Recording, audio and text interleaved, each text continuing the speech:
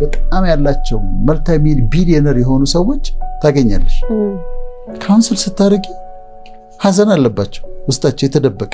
በኪንሱጊ አርት የጠገነው ብርጭቆ የበለጠ ጠንካራ ነው፣ የበለጠ ውብ ነው፣ የበለጠ ውድ ነው፣ ኤክስፔንሲቭ ነው። ሌላው ሰው ደግሞ ምን አለኝ፣ የኔን ህይወት የሚገልጠው አንድ ቃል ነው አለኝ። ምንድነው አልኩት፣ መታከት አለኝ። እኔ አሁን እነዛ ያለፍኩባቸው ሰብረውኛል፣ በውስጥ በኩል ማቀልብሰውኛል እምላቸው ነገሮች ስለነሱ እኔ በጣም አመሰግናለሁ። በቬሪ ፋክት ዋሽንግተን ዲሲ በመኖሯ ወይ ላስ ቬጋስ በመኖሯ እማታዝን ይመስላል። እውነት ነው። ምን አተሻቺ ደግሞ ይሏታል።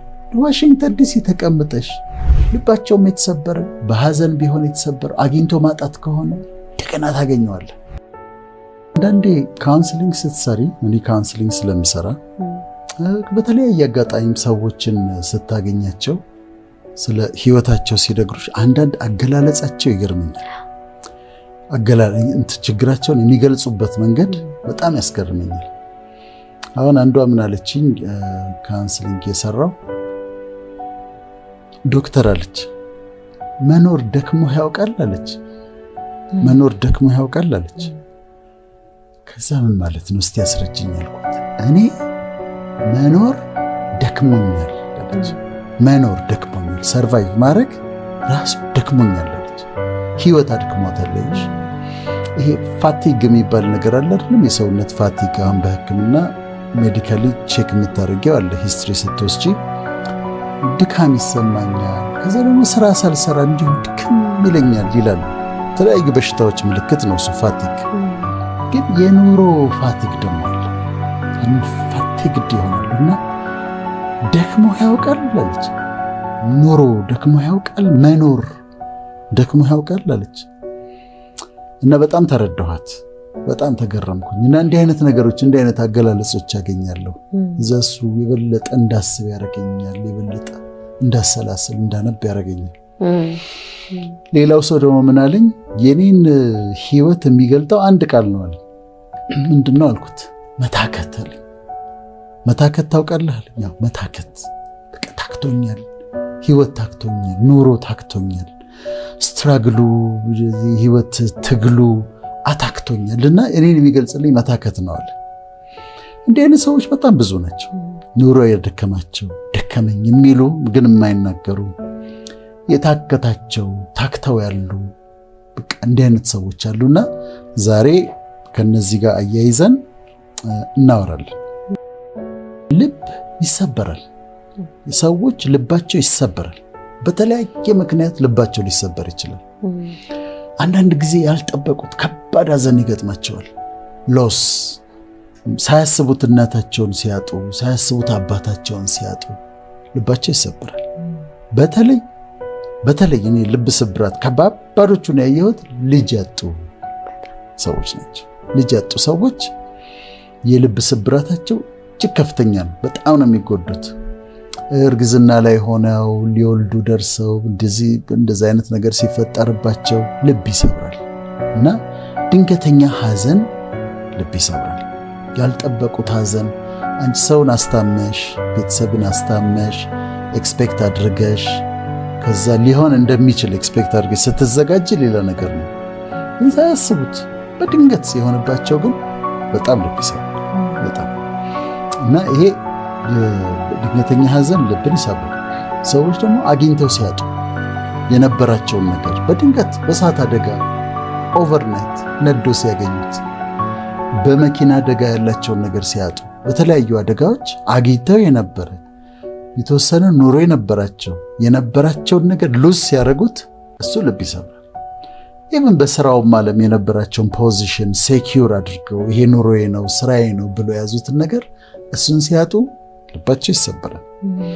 አተርፍበታለሁ ብለው አስበው ተስፋ አድርገው ዕቃ ከውጭ አምጥተው ከዛ ኪሳራ ሲደርስባቸው ልባቸው ይሰበራል። የተለያየ ነገር ነው አግኝቶ ማጣት ልብን ይሰብራል።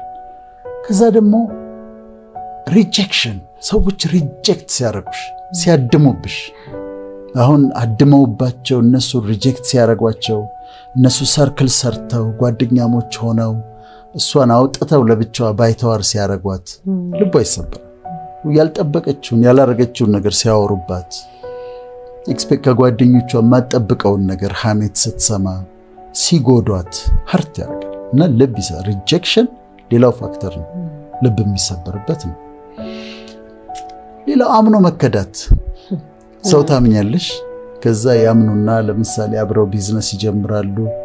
ከዛ ሙሉ በሙሉ ሲክዷቸው ባልተፈጠረ የቱ ጋር ነው የሰጠኸኝ፣ የቱ ጋር ነው የተስማማ ነው፣ መቼ እንደዚህ ተባብለን እናውቃለን ብለው ሲሉ ልብ ስብራት ያመጣል። የልብ ስብራት ያመጣል። በፍቅር ግንኙነት ቢትሬ ሲደረጉ ለምሳሌ ፍቅረኛሞች የሆኑና ከዛ እሱ ከሌላ ሴት ጋር ይሄድና ስለዛ ስትሰማ በሌላ ሴት እንደለወጣት ስትሰማ ትጎዳለች። ልብ ስብራት የውስጥ ጉዳት ማለት ነው።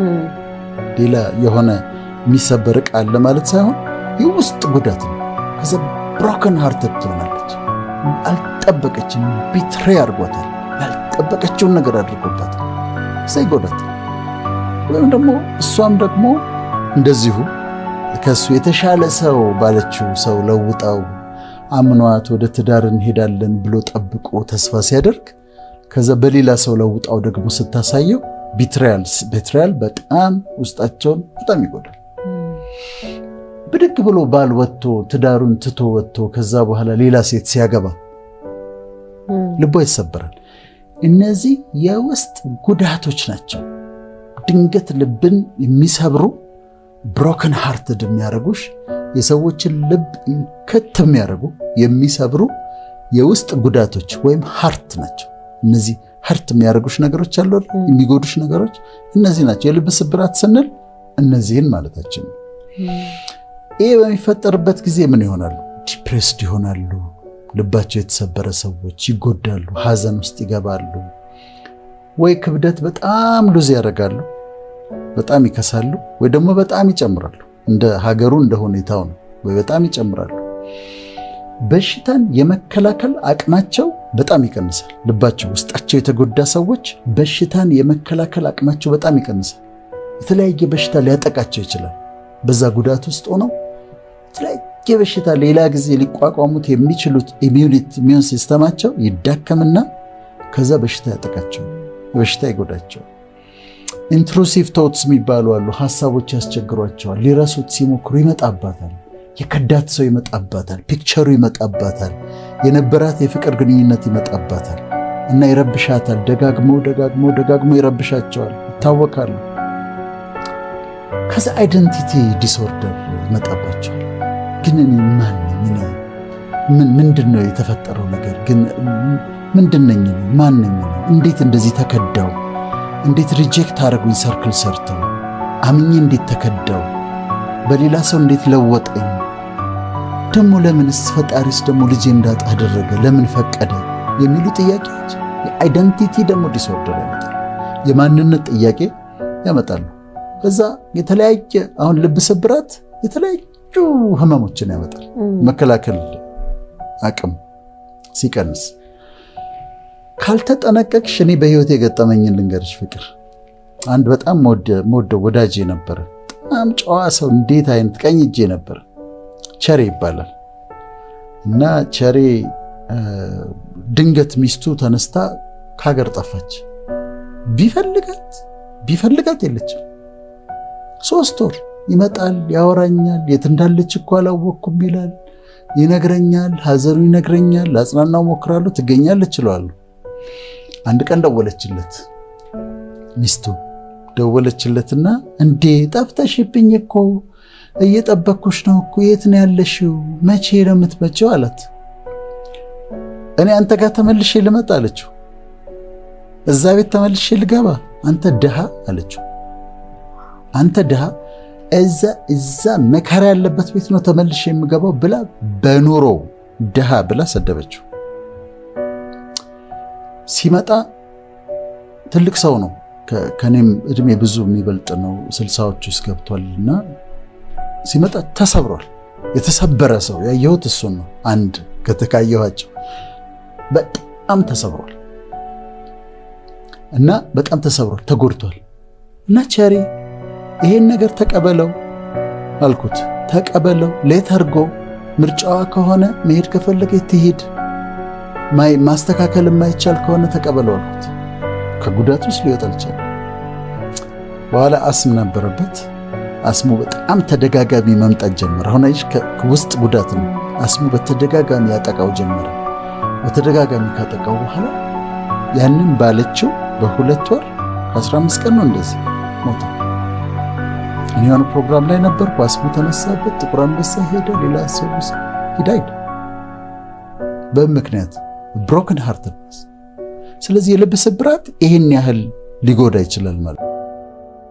ልባቸው የተጎዳ ሰዎች እንዲታከሙልን ነው የምንፈልገው። ከዛ ውስጥ መውጣት አለብሽ ነው መልእክታችን። ከዛ ውስጥ መውጣት አለብህ ነው። ምክንያቱም ሲጠገን የተሰበረ ልብ ደግሞ ሲጠገን ልባቸው ተሰብሮ የተጠገነ ልብ ደግሞ ስታገኝ በጣም ድንቅ ነው። የሚያስገርም ነው። በጣም የሚያስገርም ነው። ጉዳቱ ያማል። ሰው ልቡ ይሰበር አንልም። ተሰብረው የተጠገኑ ግን በጣም በጣም እግዚአብሔር የሚወደዋል። ለሰው ውብ ናቸው። የጃፓኒስ አርት አለ። ጃፓኒስ አርት ምንድነው? አሁን ብርጭቆ ይሰበራል አይደል? አሁን ብርጭቆ ሲሰበር አይጥሉትም። እንትኑ ይጠገናል። የተሰበረው ልክ ስብራቱ መስመሯን ተከትለው ይጠግኗታል። ከዛ ምን ይሆናል መሰለሽ?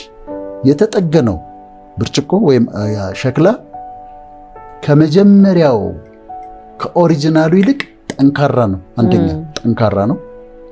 ሁለተኛ በጣም ያምራል በውበት ከኦሪጂናሉ ካልተሰበረው ልቅ ያምራል። ሶስተኛ በጣም ውድ ነው። ኪንሱጊ አርት ነው የሚባለው። የኪንሱጊ የጃፓኒስ ኪንሱጊ አርት ይባላል። እና ካልተሰበረው ብርጭቆ ይልቅ ተሰብሮ የተጠገነው ብርጭቆ በኪንሱጊ አርት የተጠገነው ብርጭቆ የበለጠ ጠንካራ ነው፣ የበለጠ ውብ ነው፣ የበለጠ ውድ ነው። ኤክስፔንሲቭ ነው። አዲሱ ርካሽ ነው፣ ተሰብሮ የተጠገነው ግን ውድ ነው። እሱ ራሱ አርት ነው የሚመስለው። የሆነ የራሱ ጥበብ የሚያምር ነገር አለው። አርት ነው እኮ አርት ነው። እና የተሰበረ ዕቃ አይጣልም። በሱ በኪንሱጊ አርት እንደውም በጣም ያምራል። ቆይ እናያለን እዛ ላይ እና እንዲህ በጣም 2-3 ቦታ ነው የተሰባበረው። በኪንሱጊ አርት ገጥመው ስትመለከች በጣም ያምራል። እነዚህ ልባቸው የተሰበረ ወገኖቻችን ልባቸው ከተጠገነ በኋላ እንዴት አይነት ፐርሰናሊቲ እንዳላቸው መመናች።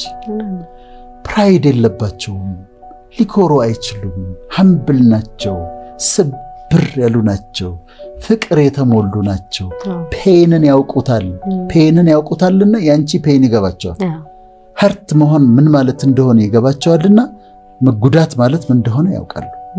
ስለዚህ ሲጠገኑልን ልባቸው ሲጠገንልን ካሉበት ሲወጡና ሲጠገኑ የበለጠ ውድ፣ የበለጠ ውብ፣ የበለጠ ጠንካራ ነው የሚሆኑት። ለብዙ ሰዎች መጽናናት እና እኔ ሰዎችን አይቼ ፍቅር ተሰብረው እንደነበረ በህይወታቸው ስብራት ገጥሟቸው እንደነበረ ተሰብረው የተጠገኑ እንደሆነ ማወቅ ይችላሉ። በቃ ታውቂያለሽ፣ ስብር ያሉ ናቸው፣ ትሁት ናቸው፣ አንደርስታንዲንግ ናቸው፣ ላቪንግ ናቸው።